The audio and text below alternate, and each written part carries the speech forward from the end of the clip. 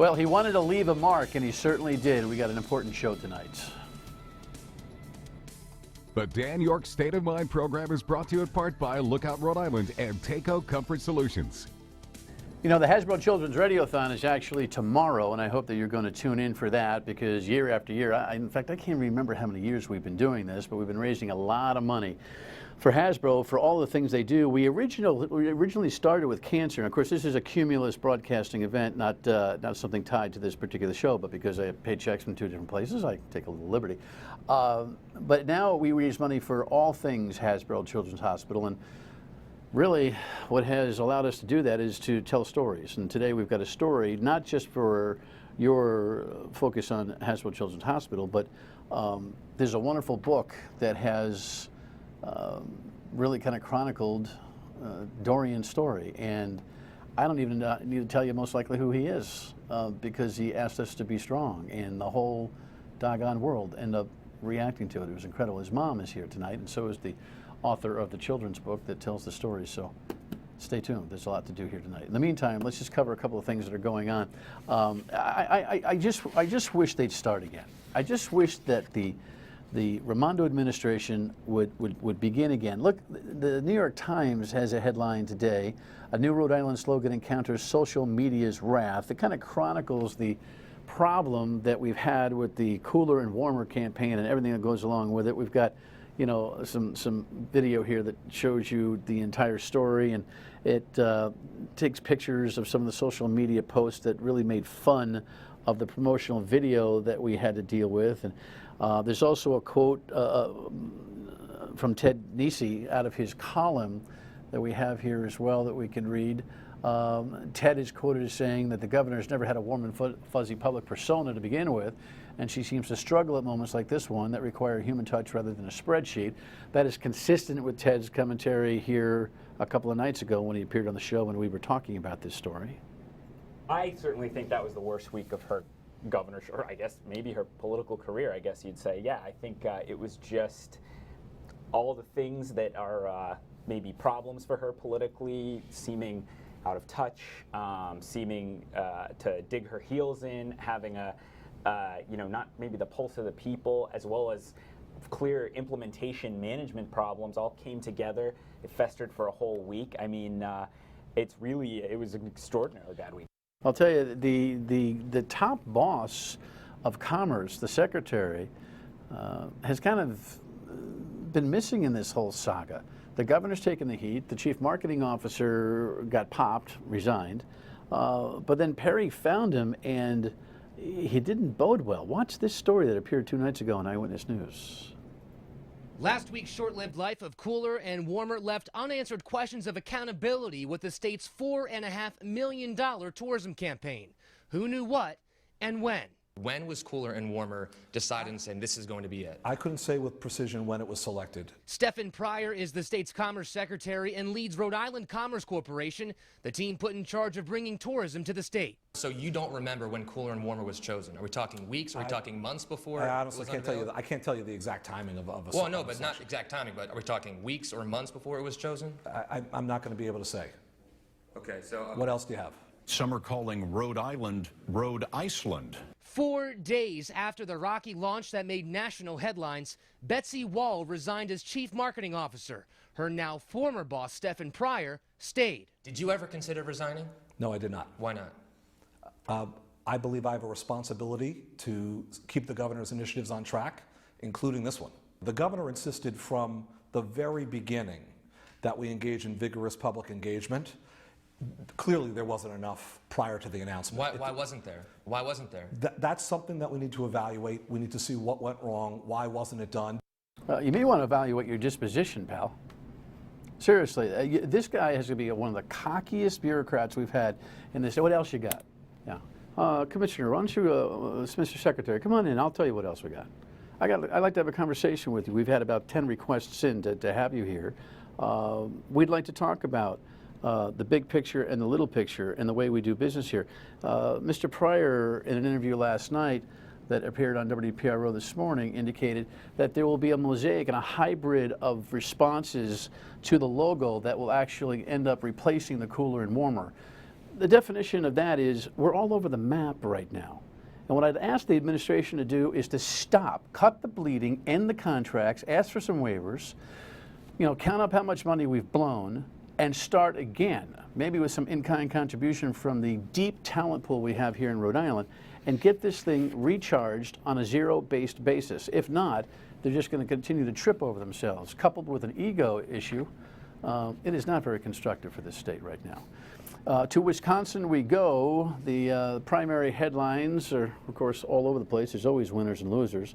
But there's really interesting dynamics now involved in both the Democratic and Republican sides. Let's roll CBS's story. Ted Cruz quickly pivoted toward the general election after his victory over Donald Trump in Wisconsin. Together, we will win a majority of the delegates, and together, we will beat Hillary Clinton in November. The Texas senator picked up a majority of the state's 42 delegates, making the possibility of a contested convention even more likely. Last night, Trump's camp bashed Cruz and the Republican establishment in a statement, saying, quote, "Ted Cruz is worse than a puppet. He is a Trojan horse being used by the party bosses attempting to steal the nomination from Mr. Trump." Cruz and Trump will hit the ground here in New York today, where Trump hopes he has a home state advantage. On the Democratic side, Hillary Clinton is also looking to rebound on home turf after losing to Bernie Sanders. I believe we've got an excellent chance to win New York and a lot of delegates in that state. Even with the win, political analysts say the Vermont senator still has a long road ahead.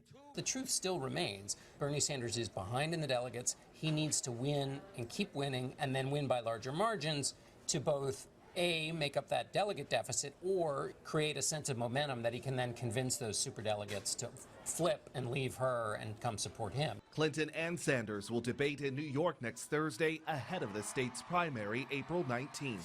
All sorts of other headlines here about rebounding and Ted Cruz calling for turning points.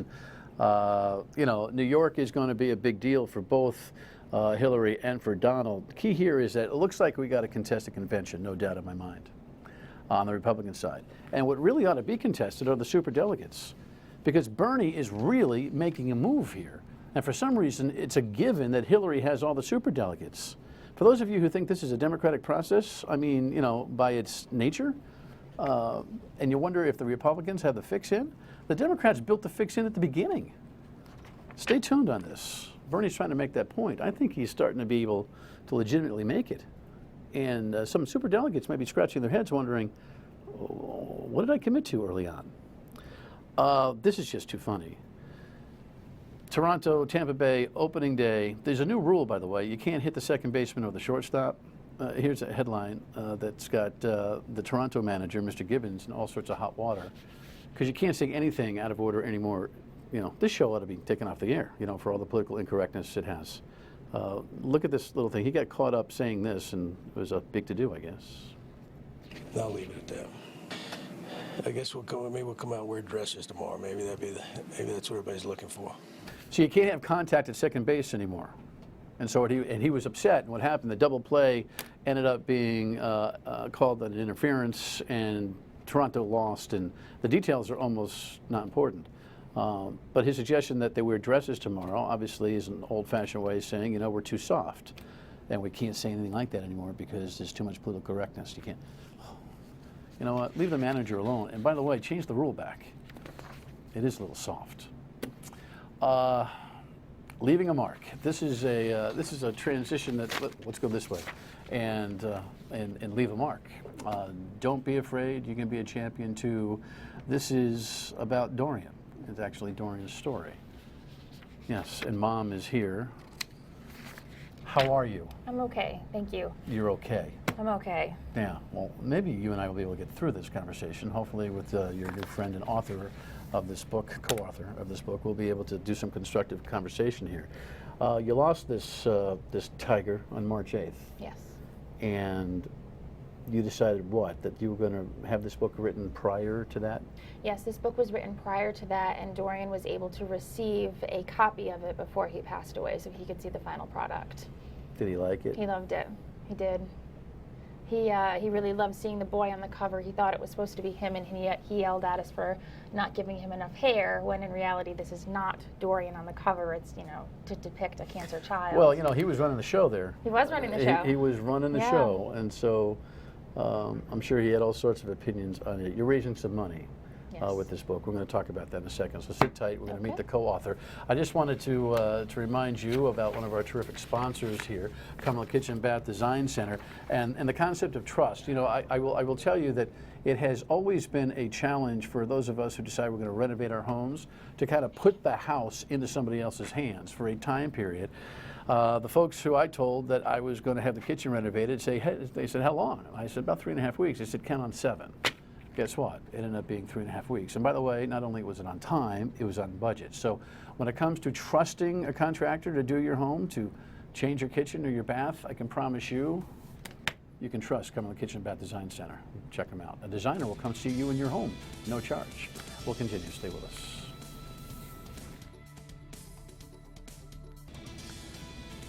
So I think Walt's Street Stories really captured, well, you couldn't capture a story in 1:22, but we'll give it a shot. Look. It's kind of like based on Pokemon. Dorian, the breakthrough cards, is one of the toughest 8-year-olds you'll ever meet. All the meds, everything we have to go through, it's just a lot. It's a lot to take. You seem really strong, though. I am. After more than 3.5 years of fighting cancer and a bad checkup in December, how are you, buddy? Good. Dee and his family made the decision to stop treatment just after the new year. Then 3 days ago, the boy with the enchanting blue eyes told his dad he had a goal. I'm just thinking before I go to heaven to try to be famous as much as I can. What followed was a social network tidal wave. A couple of posts on Facebook, a few more on Twitter, and before his family and friends knew it, the world responded to D Strong. You have to stay strong for D. I've got in Paris, Japan. Pictures from the Wall of China, from Australia, Switzerland, and then a face-to-face with Gronk. What are they saying about you? They're just saying to just keep fighting and that they all believe in me. And it's really nice to know that so many people have my back for me. He seemed older to us too, with a sense of humor to match, despite what he's faced and still faces. I'm 8. You seem a lot older than 8. Trust me, I'm 8. Do you have an ID? I have my birth certificate. Where did he come up with that? I don't know. He's a sassy boy. That's great stuff. The book, Leaving a Mark, by the way, our co-author Nicole has joined us. Welcome. Appreciate you joining us. Thank you for having me. This is not necessarily a story about Dorian. It's about the whole picture. Yes, exactly. How did this whole thing start? Well, Nicole wrote the book years ago, and wasn't quite ready to finish it because of its emotional impact on her and her life. And then after her sister was diagnosed with cancer, and then she heard Dorian's story shortly afterwards, she felt compelled to finish it. So tell me about that. I had completely different plans for January 2016. People say people plan and God laughs. Well, I endeavored to start a blog, finish my novel. I have a children's book I already had written. Thought I was going to go full throttle on that. And then I saw Dorian's video just circulating on my social media feed in the morning, and cried a lot. And then after the crying, I kind of dusted myself off, and I don't even know if I've ever gotten to tell you all this. That, coupled with my sister being diagnosed, I went and I got the manuscript, and I sat down, and it was, I wasn't even thinking. It was just completely flowing without even stopping to think about verbiage or rhyme. I'm a woman of faith, so I said a prayer before I wrote it, and then it was done. And usually I'm really hard on myself when it comes to the rhythm of things. Done in a day? Done in a couple hours? Couple hours. And then after the manuscript was done, I was sort of trying to just calm down from the adrenaline of it all, and I finished it, and then I got on social media, And I reached out and said, at this point I didn't even know they were from Rhode Island. They could have been from Seattle for all I knew. I just had seen his video and fell in love with him the way everyone else did. And I went on social media and said, does anyone know this little boy? Found the Praying for Dorian page. Does anyone know this little boy? I'm an author. I want you to know I'm legitimate because I know that the crazies can come out on these kind of walls, and this is who I am. And I didn't know what I wanted to actually come to fruition. I just know I needed to get it into his hands and to meet her. And within 48 hours, there were 100,000 people trending this little boy's name. And within 2 days, I was invited into her home and had a glass of wine and talked and shared the manuscript. And it was, after that, it was a train. We just got on a train and it was very fast.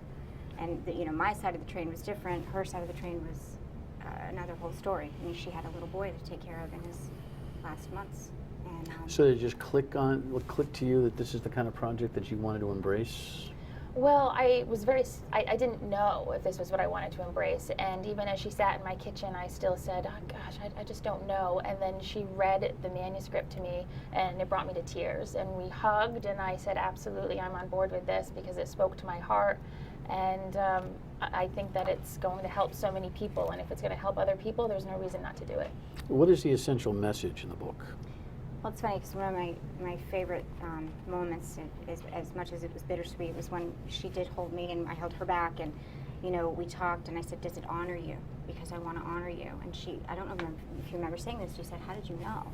Because I didn't lose a child to cancer. I've lost a lot of loved ones, and indirectly, cancer has been very much affected my life. Both my grandmothers passed of lymphosarcoma, which affected my parents' marriage. They got divorced. There's sort of a legacy of cancer affecting our lives and permeating in.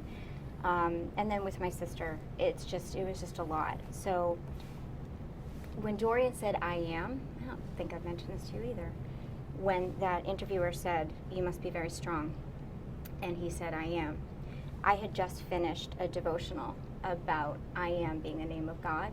And when God is in the bush, the burning bush, and Moses said, who should I say sent me? He says, tell them I am. And then John talks about, the book of John, I am. I know this isn't politically correct either to talk about, but this is what brought me to this. I am. And so I kept kind of thinking about I am, and I thought I am strong. And the way he kept saying I am strong, I just wanted to get that through in this book. I wanted children, whether they were facing questions of afterlife or they were facing questions of what happens on Wednesday, and what is a port, and what is a G-tube, and who's my doctor, that they feel very light and strengthened. Did it help, Dorian? Oh, I think it did, yes. Because we read the manuscript to Dorian, and you could see him nodding his head because he understood there's so much in there that he went through himself personally that he could connect with it. And then when we asked him to make the foreword, he very, very adult of him said, it's very important and I'll need to think about what I want to say. And then it was days later, and he said, I know what I want to say in the book, and this is, I got out a pen and a pencil thinking it was going to be a whole thing, and he just simply said this. And I said, anything else? He said, no, I think that's what I need to say. Don't be afraid. You can be a champion too. Always believe in yourself and never give up. And he hadn't read that anywhere. He just wrote that. He wrote that 100% all him, 100%. That's the boy he was. And he knew he had a birth certificate too. He knows he has a birth certificate, yes.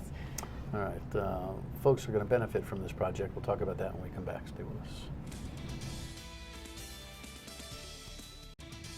They're just saying to just keep fighting and that they all believe in me. And it's really nice to know that so many people have my back for me. You know, Melissa, the D Strong campaign was just unbelievable. Took off, yeah. Nobody didn't get it.